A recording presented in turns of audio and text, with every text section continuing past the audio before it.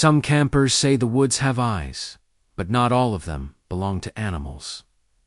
Tonight's story comes from the remote Larkpine Valley, where one camper learned that a harmless visitor could turn into your worst mistake.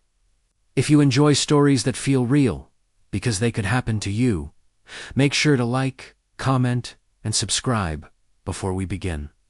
It helps the channel reach more people who love true-style horror. He arrived at a secluded clearing in Larkpine Valley, a quiet spot he'd visited before. But on this trip, something felt different the moment the sun dipped behind the trees. The woods went unnervingly still. That's when he saw the cat. It sat just outside the firelight, jet black, motionless, watching him. At first, he thought it was a stray from one of the distant cabins. But as the fire crackled, the cat didn't react. Not to sparks, not to movement, not even to his voice. He tossed a piece of jerky toward it. The food landed inches from its paws. The cat didn't sniff it, didn't blink, just stared. Before the story continues, let me know in the comments. Would you trust an animal acting like this, in the middle of the woods?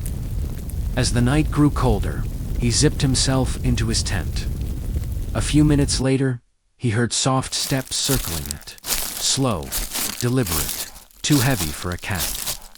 The shadow outside the tent wall wasn't small and compact. It stood tall, way too tall. When he finally built the courage to look out through the mesh, the cat was gone. But at the edge of the clearing stood something upright, hunched and completely still, staring at him with the same unblinking eyes he'd seen earlier. His breath caught, and he scrambled backwards so fast he hit the far wall of the tent. But when he looked again, the figure was already gone, leaving only the sound of something large moving through the brush just beyond the tree line. Terrified, he packed everything in under a minute, not even bothering to fold his tent, and sped out of Larkpine Valley with the overwhelming sense that whatever watched him wasn't finished with him yet. Since that night, he hasn't set foot in the woods again, swearing he will never camp anywhere, ever, for as long as he lives. What would you have done in his situation?